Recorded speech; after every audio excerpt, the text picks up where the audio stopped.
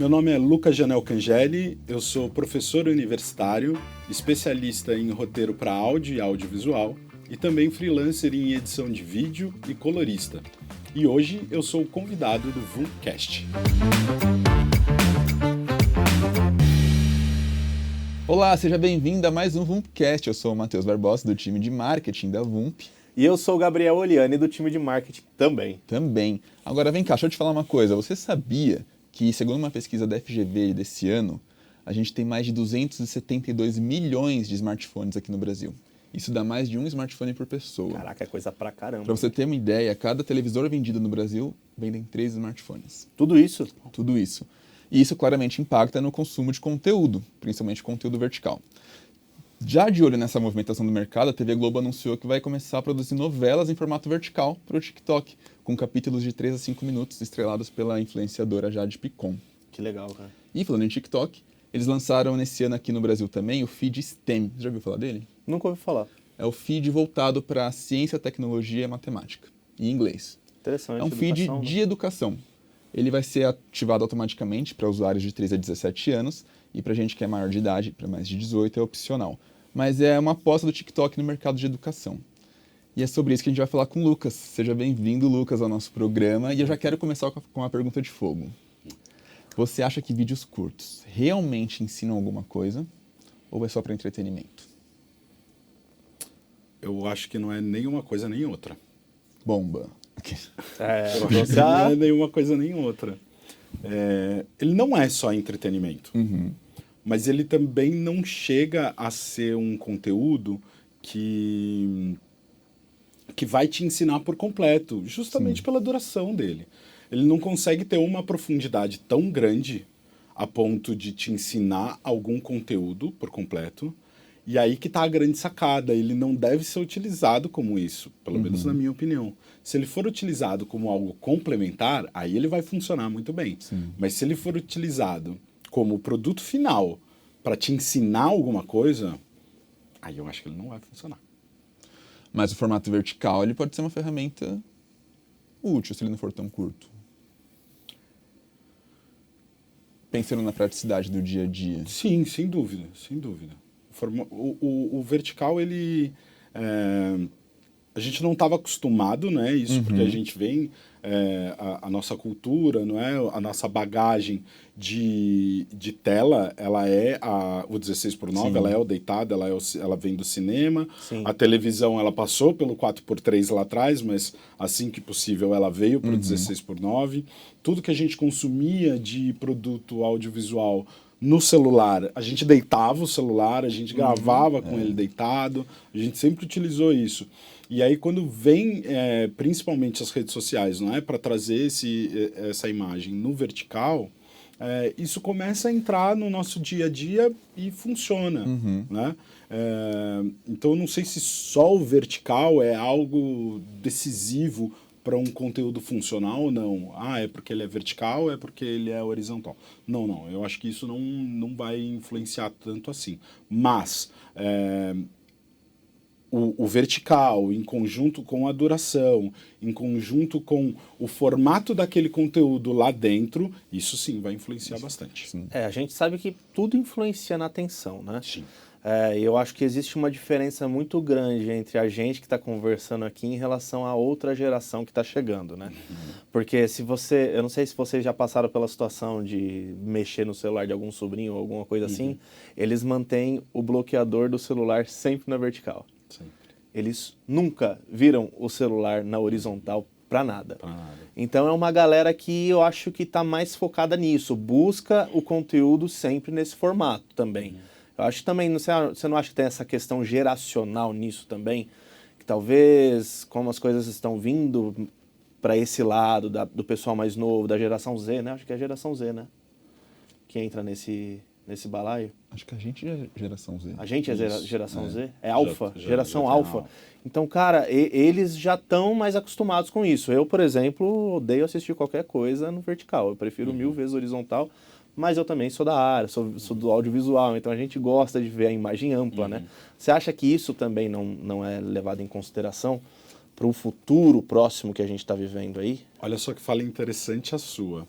você disse que para você prefere o celular deitado, porque com você quer certeza. uma imagem ampla. Isso. Certo? Sim, sim, sim.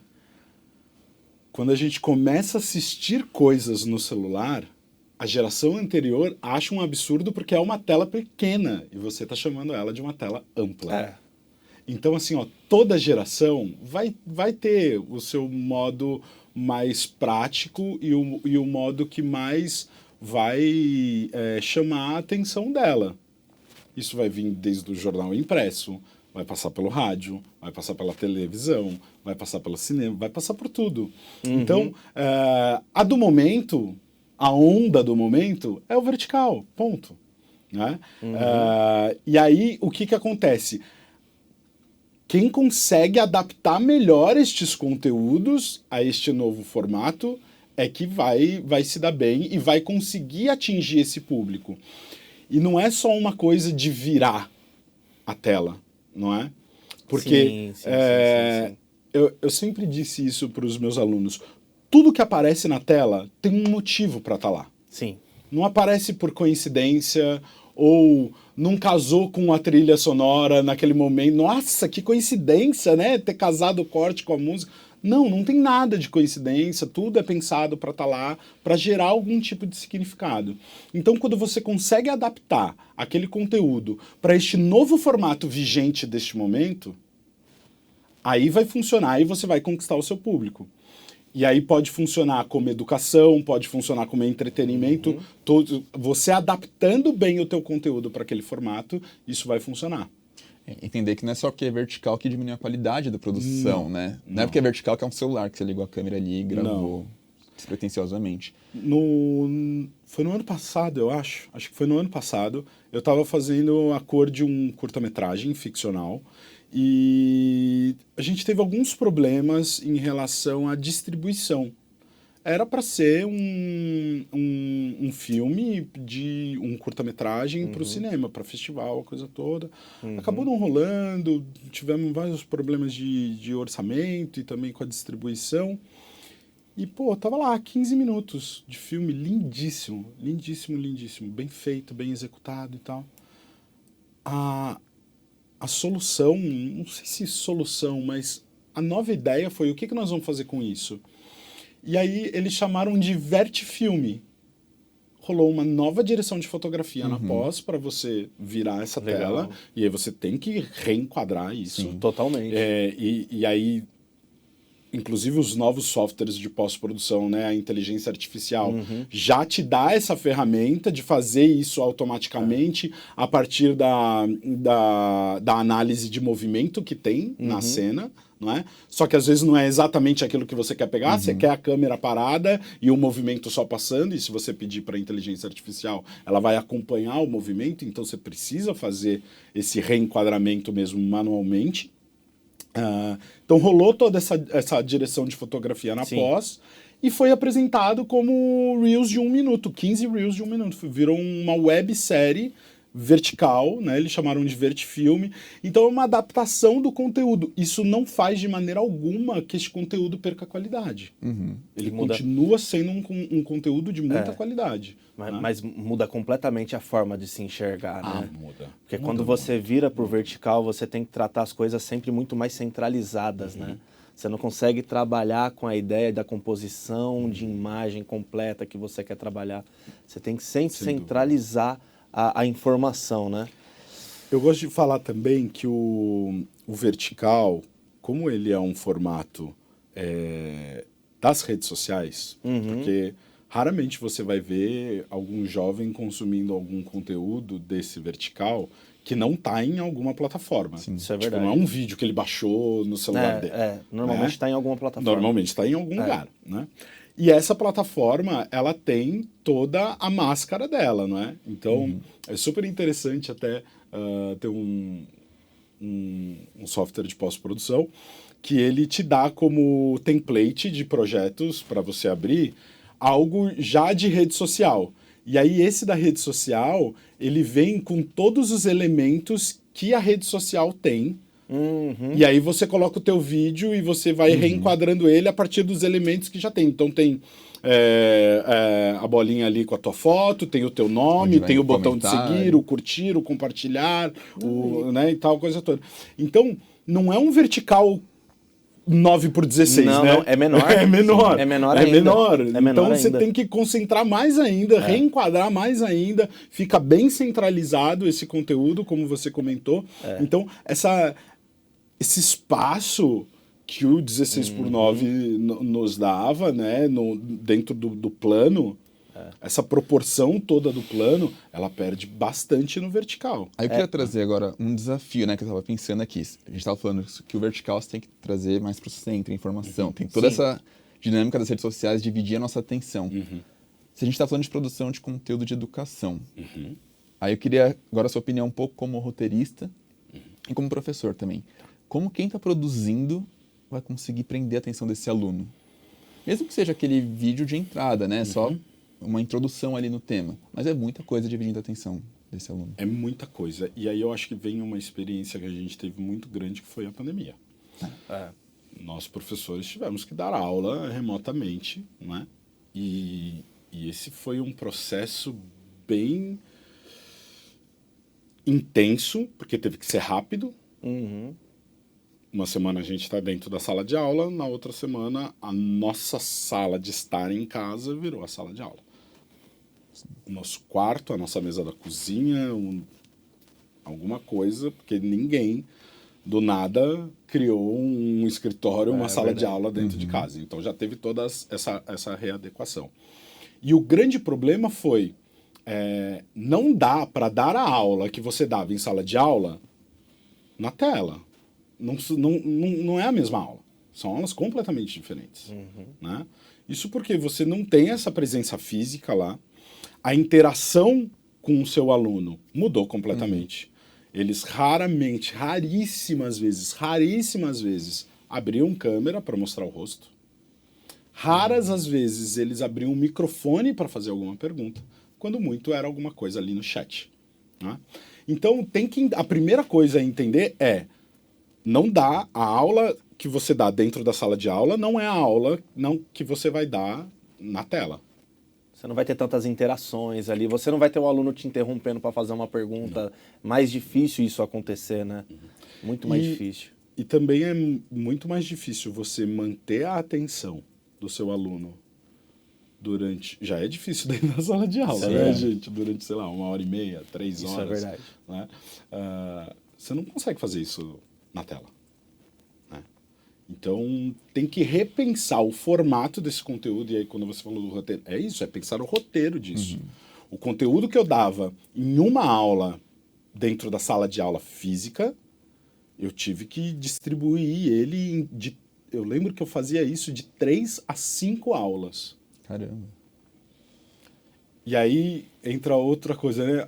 Mas a gente tinha que ficar lá na pandemia, o mesmo horário da aula física era o mesmo horário da aula remota. Eu tinha que estar lá. Né? Sim, mas o que eu vou fazer? Eu não posso ficar soltando conteúdo durante 3 horas, porque não vai funcionar.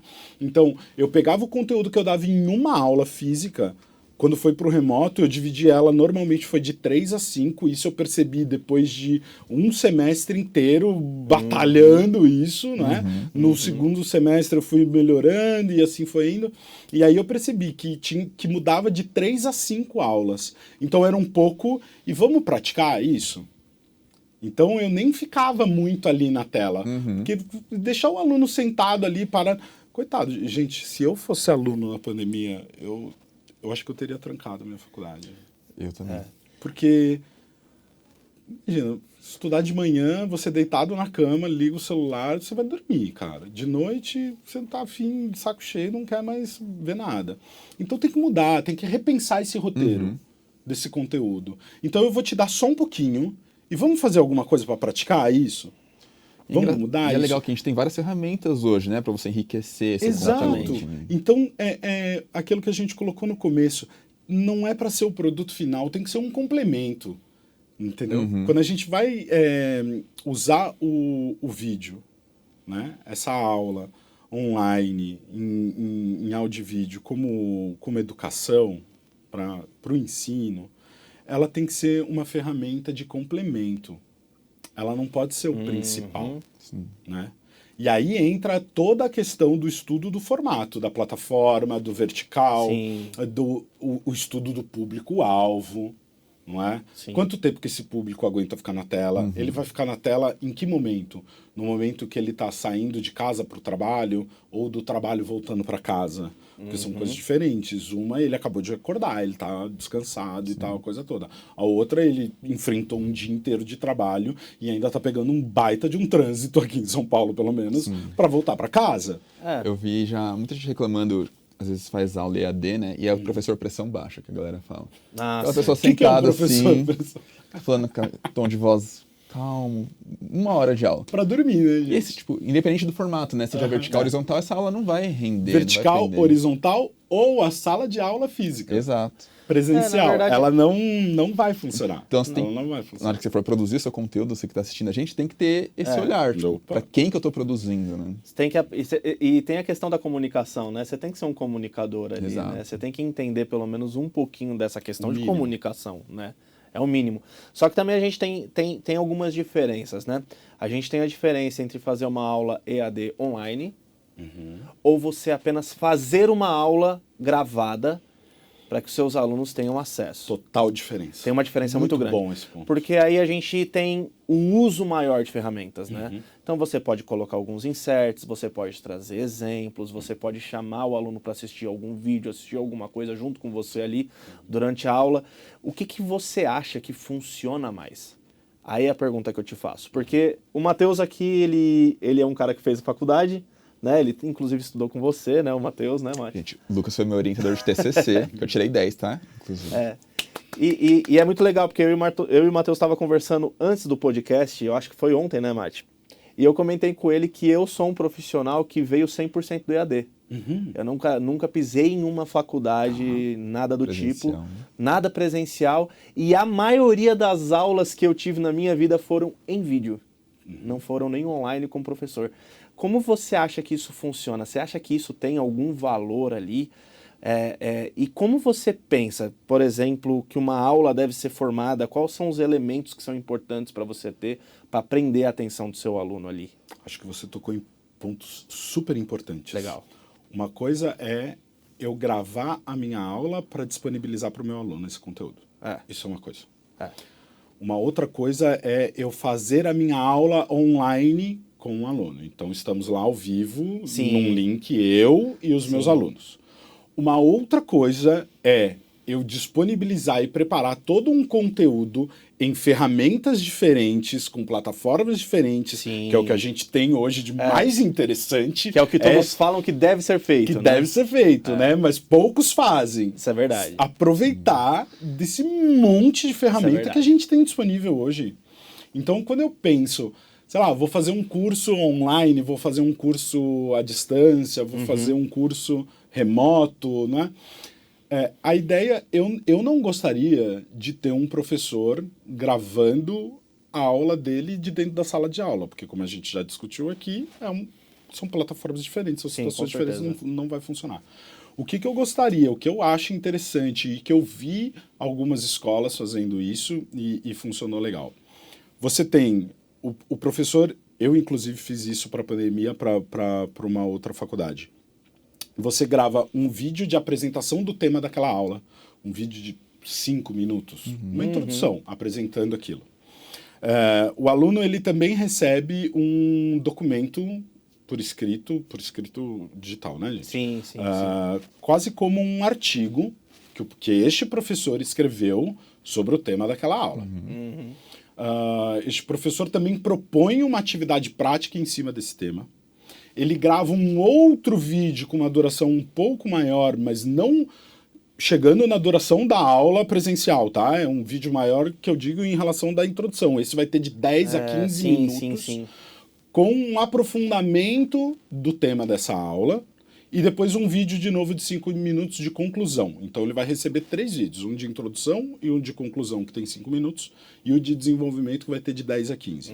Além disso, o texto, o artigo escrito por aquele professor, uma proposta de atividade para aquela aula em cima daquele tema, não é? E aí o aluno vai fazer isso, entregar na plataforma dele que ele tiver, e o professor vai receber aquilo e precisa fazer uma devolutiva para aquele aluno.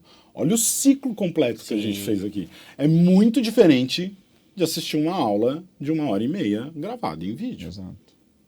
E é engraçado, tava tendo um insight aqui, galera, enquanto o Lucas falava, a gente sempre bate na tecla de uma esteira de conteúdo, né, para quem tá vendendo esse produto. Sim. Então, ó, aqui é uma dica para você ter uma pós-graduação interessante, ali é a distância, né, para o seu aluno, mas outros formatos para você vender também, para você continuar alimentando ali a sua base. Com certeza. Mas aí eu queria emendar uma outra pergunta, que você falou que é diferente o tempo ali de duração da aula presencial para a aula online.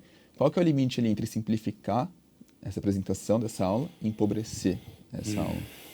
É um outro ponto aí bem difícil de lidar, né, Matheus? Bem difícil de lidar. E aí eu acho que quando você incrementa essas outras ferramentas, você ainda está mantendo esse conteúdo bem rico e não empobrecendo. Por quê? Porque o vídeo de 5 minutos de introdução e de conclusão e os 15 de desenvolvimento, eles podem ser suficientes para você passar o conteúdo. Só que como que você traz para esse momento a interação da sala de aula física? O tirar a dúvida, o vamos fazer um trabalho, vamos explorar uma situação aqui, tudo isso vem nas outras ferramentas. Então, por isso que não dá para ser só um vídeo de 10 minutos apresentando um conteúdo. A gente precisa explorar isso. A internet não é esse mundo todo que oferece tudo, todas as possibilidades. Então, usa, né? Usa essas possibilidades.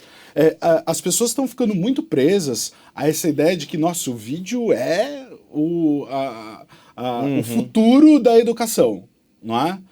Não é, gente. Sinto lhe informar, não é. Ele faz parte. Sim. Mas se você ficar preso somente ao vídeo, ao ficar gravando uma aula de 1h30, 3 horas aqui, um professor fala, como que foi o nome que você falou do professor? Pressão baixa. Professor pressão baixa. Imagina um professor pressão baixa. 3 horas falando. Sim. O Gabs comentou, né, que ele tem essa formação da vida toda EAD. Do EAD né? no digital. Eu já 100%. fui o contrário, eu já fui do presencial. Eu voltei a estudar agora, nesse contexto pós-pandemia, que é tudo muito online. E eu senti essa diferença. Eu falei, se eu não for atrás, eu não estou consumindo todo o conteúdo que o professor está oferecendo. E é isso, eles têm bastante essa, na pós que eu faço, essa abordagem que você trouxe. Tem artigo para você ler, tem sugestão, tu vai assistir tal coisa. Então depende muito do aluno também, né? Se empenhar. Precisa dessa proatividade do aluno. É uma troca ainda. Mesmo as aulas presenciais que eu dou hoje na faculdade, né, física ali, presencial, a gente tem a minha aula ali dentro da sala de aula, mas ao mesmo tempo a gente tem uma plataforma onde eu disponibilizo conteúdo, onde eu dou indicação de leitura, de artigo, de livro, Sempre de vai ter uma filme. troca, né? Tem que ter mais coisa. E aí depende do aluno se ele vai atrás disso ou não, né? Mas, Lucas, isso é o que o pessoal chama de fator replay também. Fator replay. Né? Porque se você faz um vídeo bem feito, uma aula bem feita, eu, por exemplo, quando estudava através de vídeos, né? A aula de 10 minutos durava meia hora. Por quê? Porque você vai ouvindo, você dá o replay, você fala, pô, tá interessante, tá muito bem feito. Você vai assistindo para você pegar todas as informações, sabe? Então, eu acho que tudo entra nesse balaio, né? Claro. Desde a qualidade do professor, que nem a gente estava conversando aqui, o professor sem pressão nenhuma, né? Que talvez a saída para esse professor sem pressão conseguir trabalhar no digital seja um vídeo bem editado, né? Que consiga dar um pouquinho de movimento na fala do cara. A gente já viu isso acontecendo no mercado digital aqui onde a gente trabalha 1000 vezes, dá né? ritmo pra da pessoa dele, não ter né? um pingo de movimentação em frente à câmera e a gente conseguir fazer esse ritmo através da edição, né? Então acho que o fator replay também é muito importante. Você ter uma aula muito bem editada, com um áudio muito bem editado, dá gosto de se fazer aula, né? Mas eu concordo com vocês que em partes o presencial ele tem muita importância, principalmente na experiência. Porque eu que estudei só no digital, na hora do vamos ver, teve que ser tudo na hora. Né? Você já não chega com algumas informações, você tem que aprender as informações aqui no vamos ver. Então tem essa diferença muito grande também em relação a isso. Eu gosto muito dessa ideia de explorar todas essas ferramentas no digital. Eu acho que isso é algo que a sala de aula não te dá. A sala de aula está ali dentro, né? Então a coisa toda. Extra aula, extra o horário de aula, o aluno pode procurar todas essas ferramentas. Algo que ali no digital já está tudo ali, né, na plataforma e tal.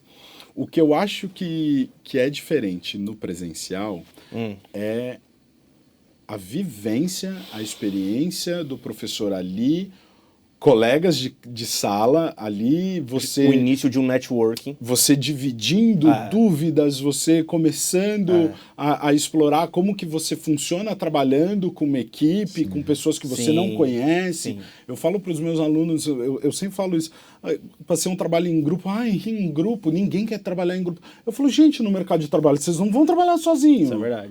Você precisa trabalhar com pessoas. Você vai lidar com pessoas. Inclusive, na maioria das vezes, pode ser que você encontre pessoas que você não gosta. Você não vai se dar bem. Que você não vai se dar bem, mas que profissionalmente, você como um bom profissional, vai se portar muito bem ali na frente dessa pessoa e vai trabalhar muito bem com essa pessoa. Você precisa aprender a lidar com isso. Isso eu acho que o digital não consegue. Ele não entrega. Porque aí você tá lá no seu quarto estudando, por exemplo. E aí é você dar a sorte de entrar num lugar onde você vai ter esse aprendizado ou não, né? Então, mas você concorda comigo Eu que acabei existem... tendo essa sorte. Eu comecei a trabalhar com um professor, inclusive Bruno Dias, muito bom, o cara me ensinou muita coisa e foi ali também, no trabalho em equipe e tudo mais, mas eu tive essa sorte, né? De sair da pandemia, já entrar numa empresa, conseguir ter um mentor ali dentro dessa área, mesmo não tendo um professor, mas realmente isso faz muita diferença. Mas, ó, isso faz muita também diferença. existem ferramentas para você lidar com isso. Eu fiz, durante a pandemia, eu fiz alguns cursos online. E eu lembro que em um dos cursos que eu fiz, inclusive de colorização... Legal. Cara, primeira aula, todo mundo mandando WhatsApp, montamos um grupo e todo dia depois da aula era meia hora no grupo, todo mundo dividindo, compartilhando, conversando de onde você é, ou tô fazendo um freela, você topa, e até hoje esse grupo rola mensagens de, tô precisando de alguém assim, assim, assado. Gente, tô fazendo aqui um trampo e surgiu uma dúvida aqui, alguém pode me ajudar? Então, mesmo no remoto, você consegue fazer isso. E é até interessante, porque hoje muito da nossa área hoje em dia trabalha... Que voz é essa? É a Siri, perdão, gente. Perdão. Muito dessa parte nossa, do audiovisual, que trabalha com vídeo ali, tem trabalhado mais no remoto hoje em dia do que no presencial, né? Você pode ver, a maioria das vagas, se você for pesquisar vagas trabalhando dentro do audiovisual, a não ser que você seja um diretor, né? São todas remotas. Se a gente não encontra nada presencial. Então, acho que você tem que saber trabalhar nas duas áreas, né? Tem que saber tanto trabalhar em remoto, com uma equipe remota ali, cada um sabendo a sua função, quanto no presencial também, eu acho interessante. E saber interagir de forma remota, né? Que a hora que der um BO, como que você vai resolver? Você tem que saber... A gente passa muito por isso, né? Exato. A gente trabalha, sei lá, 80% remoto e os 20% a gente está aqui trabalhando junto. Então, você tem que ter essa... organização também, saber lidar com essa organização. Um ponto importante que eu acho é o remoto, ele exige muito mais proatividade do aluno. Com certeza. Ele exige muito mais proatividade do aluno. Com certeza. Agora, o que tem que ser levado em conta é como que essa pessoa que está oferecendo esse conteúdo, como que ela pode estimular essa proatividade desse aluno. É isso que ela precisa, inclusive, colocar no roteiro dela. No roteiro deste conteúdo que ela vai passar, como que você estimula este aluno a ir atrás e ler o artigo que você publicou lá como um material de apoio, como você estimula ela a procurar outras pessoas, outras comunidades que estão falando deste assunto para compartilhar conhecimento, dúvidas e trabalhos. Então, não é só passar o conteúdo, não é só... A gente tem muito isso, né? Uma coisa antiga de o professor é o detentor do conteúdo e ele tá lá para te entregar este conteúdo. Sim. Desculpa, gente, eu odeio muito este... É mesmo? Eu não gosto disso, cara. O professor não é detentor do conteúdo. Ele tá lá como um facilitador, como um transmissor deste conteúdo. O mais eu sempre falei isso também para os meus alunos. É interessante a troca. Eu vou te passar isso, como que você está recebendo isso? Você já conhece algo sobre isso? Se você não conhece, como que você recebeu? Me fala, vamos trocar. Eu Legal. preciso saber Isso é disso. legal. Senão eu não tenho como, numa próxima aula, melhorar o modo que eu vou te falar o que eu conheço. Eu não sou detentor da coisa, eu também estou ali para aprender. Não é? Eu também estou estudando todos os meus dias. Eu estudo para preparar uma aula, eu estudo para adquirir um novo conhecimento. Então, precisa ter essa troca. Agora, como que você vai estimular essa troca? Isso precisa estar dentro do teu conteúdo, se você está fazendo um conteúdo digital. Acho legal, a gente tem alguns clientes aqui na VUMP, né, que produzem pós-graduação, que algumas aulas são podcasts, assim, são entrevistas muito ricas também. Aí tem essa troca com o convidado, ele traz informação. Isso enriquece tanto a proposta ali da aula. Então é muito legal ter essas opções, né, de Sim. conteúdo, de formatos. Agora eu vou passar para o nosso ping-pong, Vamos embora. Ai, meu porque o tempo está acabando e agora é a hora da verdade, não tem como fugir. Tá. É isso aí. Vou sortear aqui, tem 4 perguntas que você vai ter que tirar e responder de bate-pronto. Tô péssimo para responder de bate-pronto, gente. Respira 5 segundos e responde. Tá aqui. Eu leio ou você lê? Pode ler. Pode ler. Complete a frase. O educador do futuro precisa saber com quem que ele está falando. Se ele não souber com quem ele está falando, ele não vai conseguir transmitir nenhum tipo de conteúdo. A Isso é primeira coisa que ele precisa saber é para quem que ele vai ensinar. Uhum. Tem muita gente do outro lado da tela, né? Muita. Ó, essa foi boa, hein? Ih, cadê? Tá aqui. Uma aula que você nunca esqueceu como professor e outra como aluno. Uma aula que eu nunca esqueci como professor, eu acho que foi a minha aula teste, que é a entrevista de emprego do professor. Que legal. Essa eu acho que eu nunca vou esquecer. Foi uma aula que eu tive que dar para os 3 diretores da faculdade e para os 4 coordenadores dos cursos que tinha na faculdade. Legal. Então as pernas tremiam. As pernas tremiam muito e eu lembro que com 10 minutos de aula o diretor falou assim, tá ótimo, obrigado. Eu falei, meu Deus, Acabou pra mim. Deve ter sido horrível. Ainda bem que não, pouco tempo depois me ligaram. Falaram, Sem muitas interações, né? Foi Pode apenas... vir que foi super legal. E outra, como aluno, eu tive uma professora de rádio na faculdade, a professora Carmen Lúcia José, que além de professora, ela foi, sei lá, minha mentora de vida, ela virou minha amiga, ela virou, sei lá, cara, ela é hoje um anjo que cuida de mim. E a primeira aula desta mulher falando sobre rádio fez... Eu falei, gente do céu, olha o tanto que essa mulher conhece. E ela apresentando o rádio. Primeira aula, gente, primeira aula. Ela apresentando o rádio, falando sobre o rádio. Eu falei, gente, essa pra mim é uma aula inesquecível. Que legal. Mais 2. Né? Mais 2. Ai, tananana.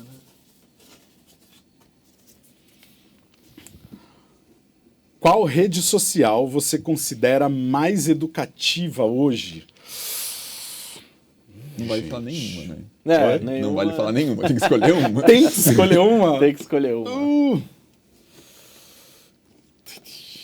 Gente, isso é muito difícil. Tem que...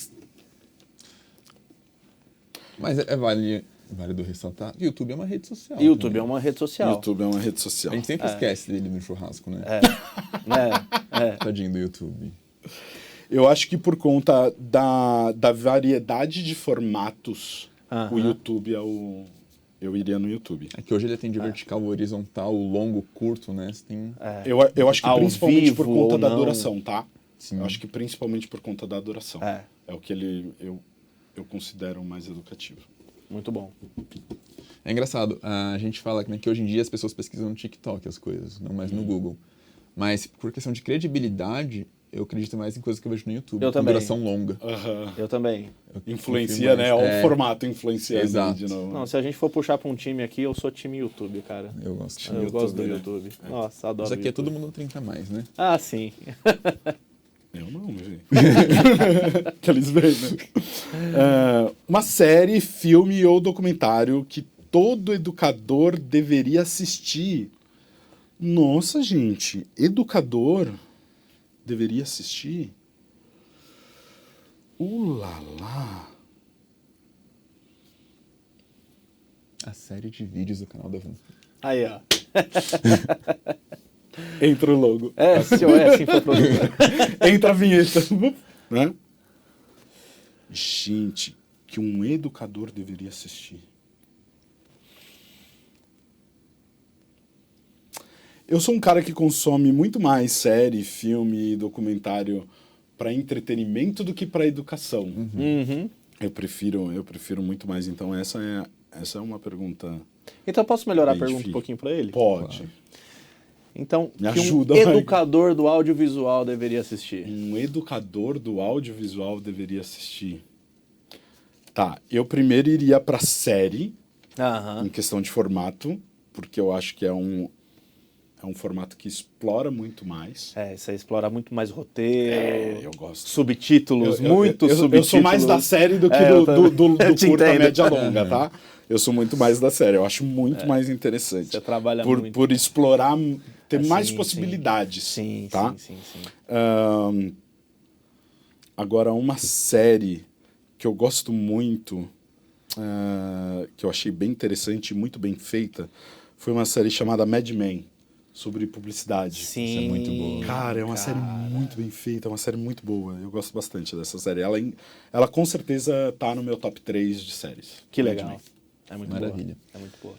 Gente, esse foi o VumpCast. Antes Foi de isso. encerrar, Ah, nem sei se eu poderia, mas eu pedi uma licença. Claro que eu tô muito feliz de entrevistar o Lucas, que foi meu professor de faculdade, meu orientador. muito bom isso aí. E é uma honra querido. poder bater esse papo com você. Que assim. legal. Toda Você é minha luz. missão, um prazer todo meu. Fico muito feliz de te ver aqui como um baita profissional. Não pode elogiar não que eu choro. É um baita profissional, viu? É sim. É um baita profissional. Obrigado. Já era desde a época da faculdade. É isso, gente. Muito, Tá olhando pra câmera. muito Desnorteamos o homem.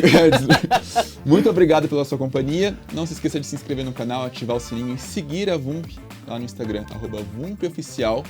E É seguir isso a aí. gente também. Além de assistir outros conteúdos que a gente tem trazido aí pro Instagram. Temos o SOS Infoprodutor, Tá tem o Vump, morrendo. lá tá morrendo. Tem muita Cara, coisa tem boa. muita coisa que tá saindo aí pro YouTube. E vai ter as palestras da imersão.